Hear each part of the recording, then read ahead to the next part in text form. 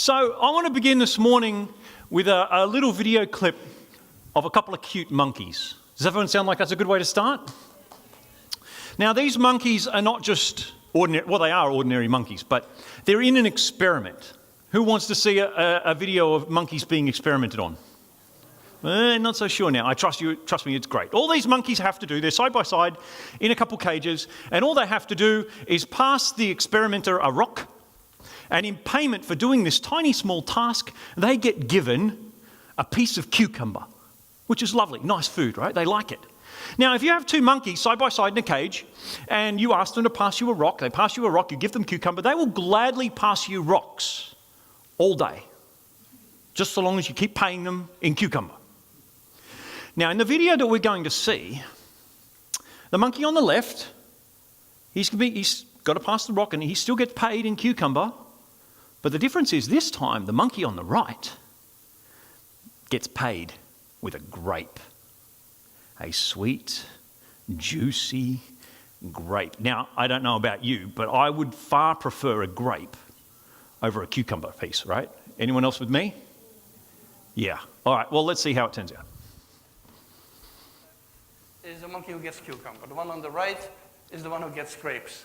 The one who gets cucumber, note that the first piece of cucumber is perfectly fine. The first piece she eats. Then she sees the other one getting grapes. Stop. It's not playing. The video's not playing right. Oh, there we go. That's the task. And we give her a piece of cucumber and she eats it. The other one needs to give a rock to us. And that's what she does. And she gets a grape. And she eats it. The other one sees that. She gives a rock to us now, gets again cucumber.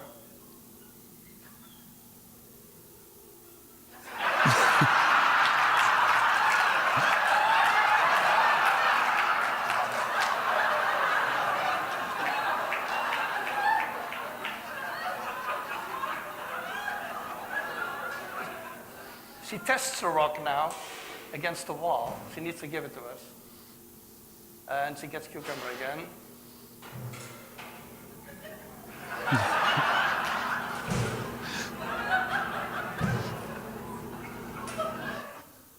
See, they'll do it all day long, so long as they're both getting the same. But if one starts getting a grape, the whole thing changes, doesn't it? Now, if you doubt this experiment, it's done plenty of times, but I'm sure as parents, you've done this experiment with your children. I have twins. I got a built-in control group right there. Parents understand that fairness is so important to children, and you just see what happens if one perceives that they are being treated differently to the other and being treated unfairly. You get all sorts of things thrown at you. Now, this idea of comparing what we get to others is not unusual, even in adults. I read of a study done by some Harvard researchers in which they asked a whole bunch of people this question: would you rather?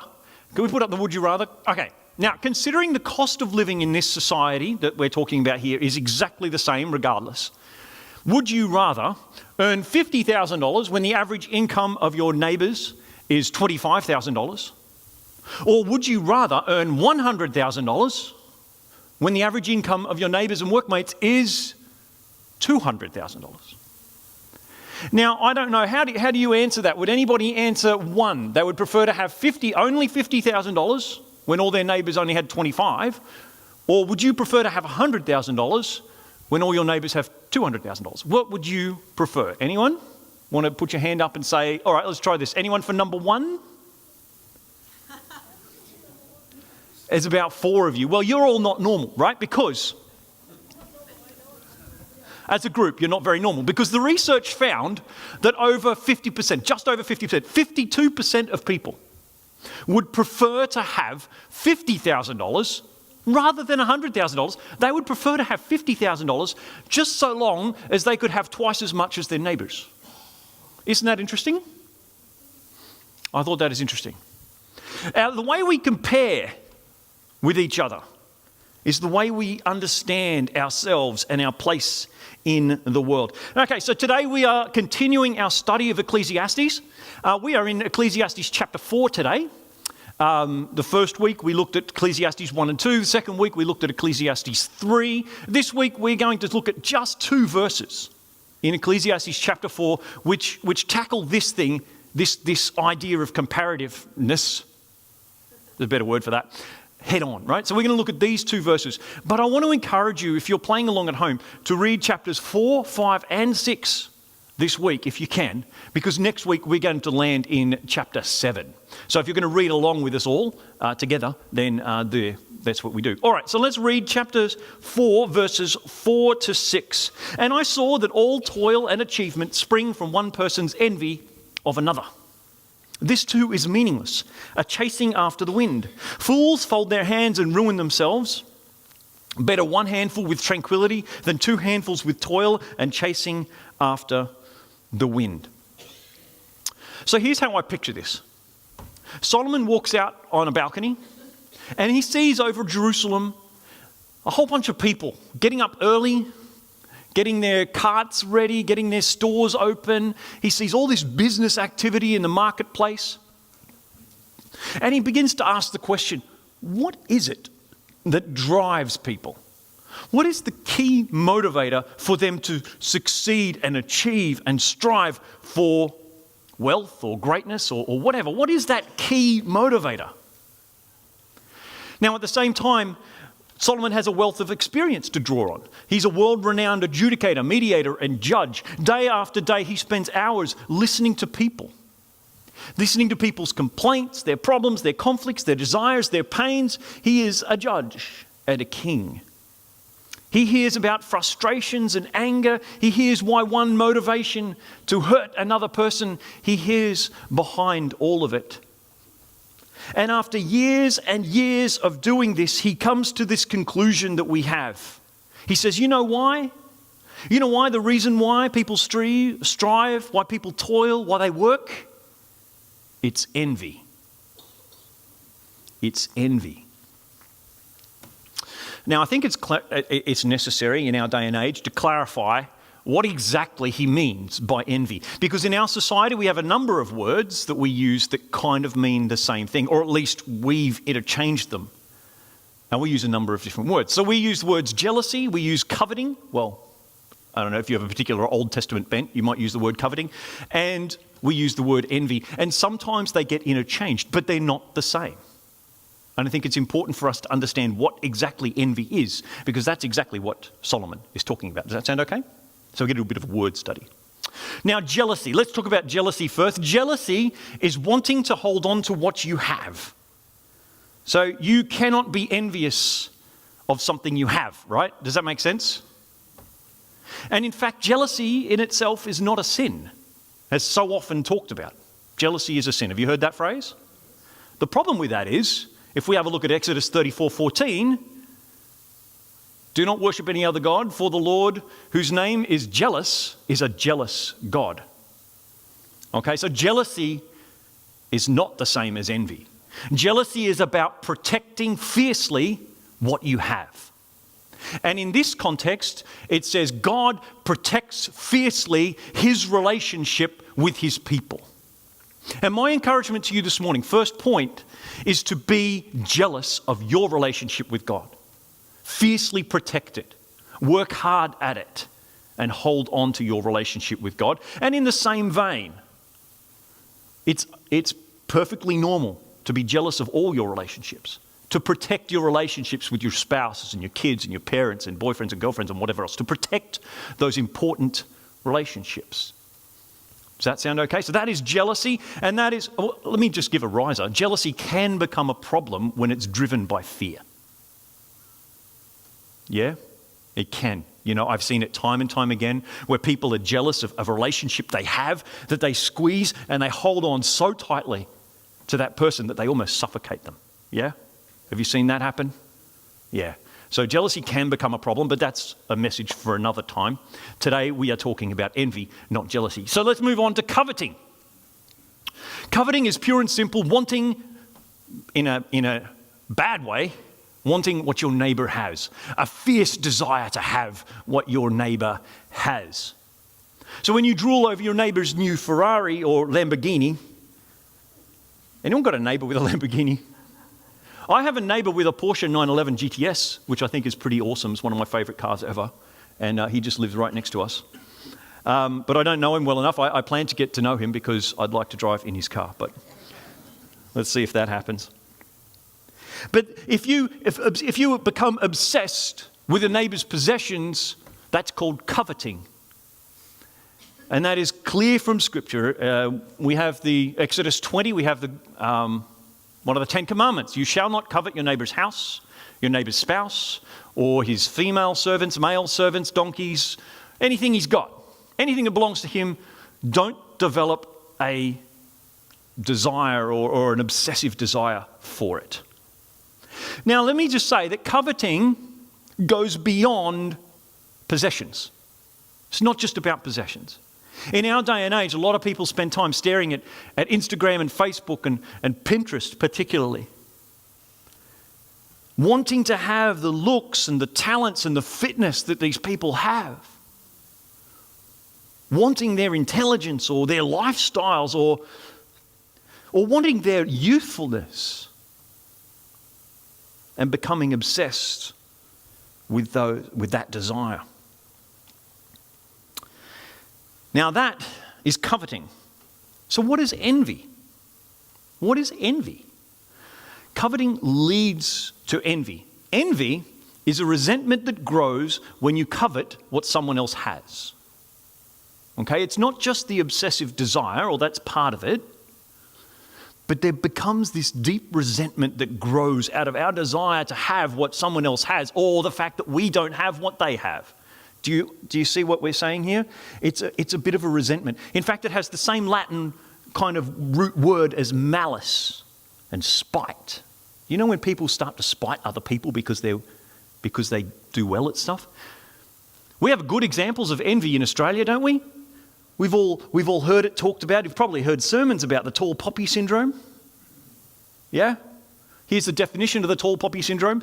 A term primarily used to describe a social phenomenon in which people of genuine merit are resented, attacked, cut down, criticised because of their talents or achievements that elevate them above or distinguish them from their peers.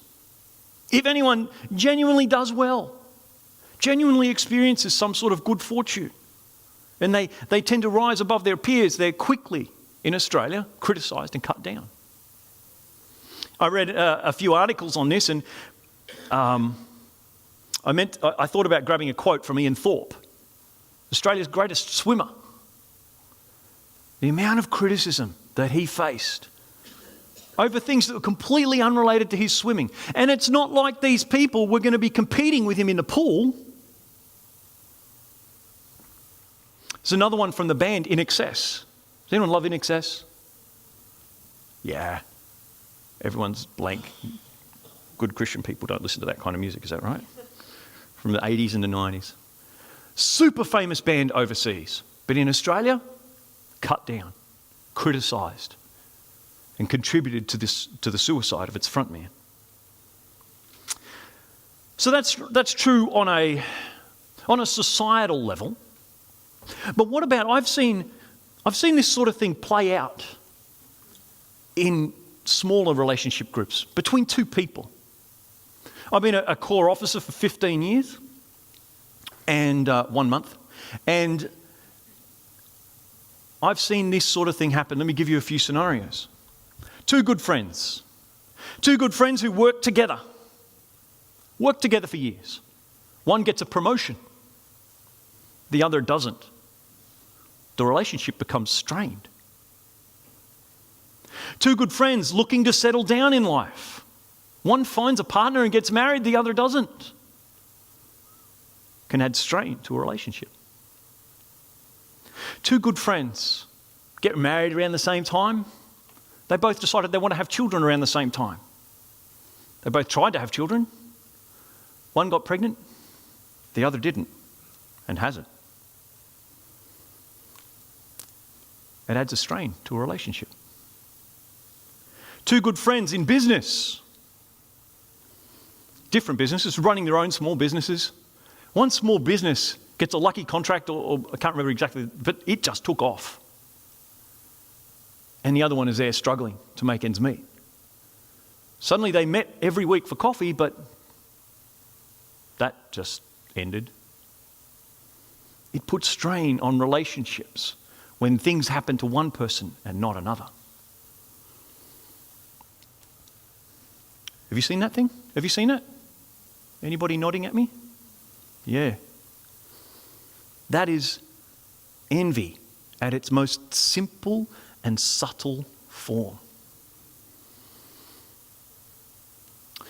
If you've ever been envious of someone, you've looked at someone who's been blessed and you've struggled to celebrate it, and instead you kind of develop this little bit of resentment towards them. Why did God bless them and not me?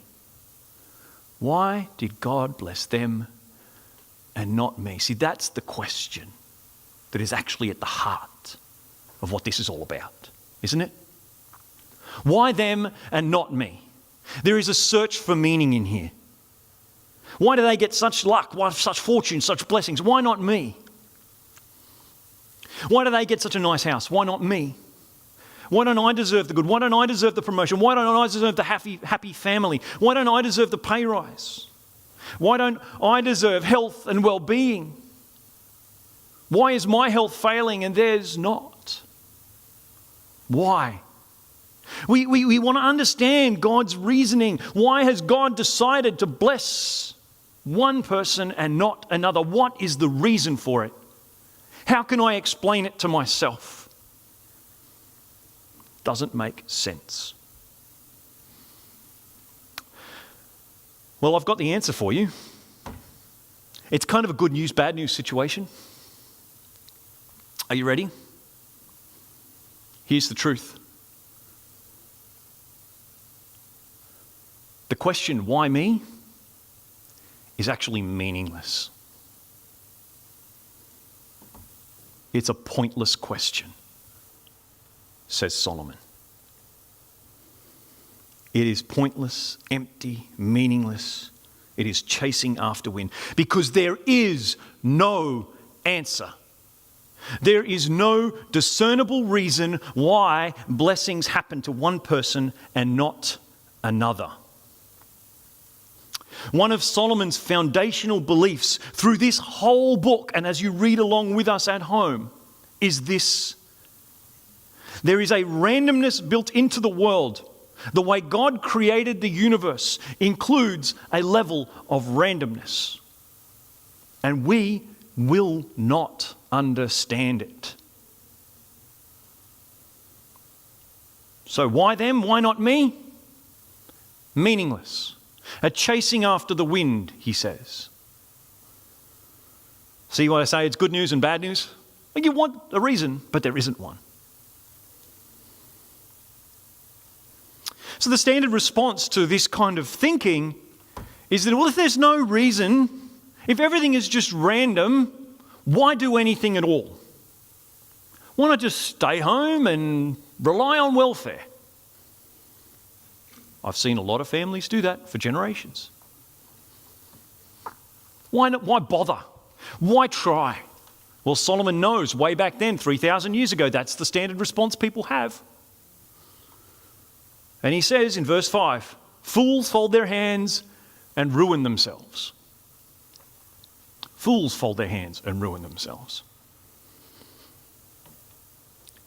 You still got to work.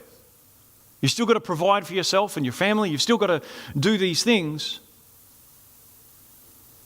But he says, better one handful with tranquility than two handfuls with toil and chasing after the wind. What he says is the better way to live is with tranquility in one hand and the striving in the other. It's a bit of a balance, you see. Better to let go of some of the striving, to let go of some of the competition, the corporate ladder climbing, letting go of some of the feelings of injustice that drives anxiety and resentment and stress. And find the tranquility with that part of your life instead. Look what he says in Proverbs 14:30. Proverbs 14:30 says this: A heart at peace gives life to the body, but envy rots the bones. Envy means that we're going to be working with two hands. No tranquility, no peace, no life. Solomon says, let go of some of that. Focus on your relationship with God, finding that peace that gives life to the body and energizes the other half that then has to go to work to make ends meet. Isn't that interesting? Is that a point of view that's powerful, right? Don't grab on with two hands. Find peace with God first and allow that to drive everything else.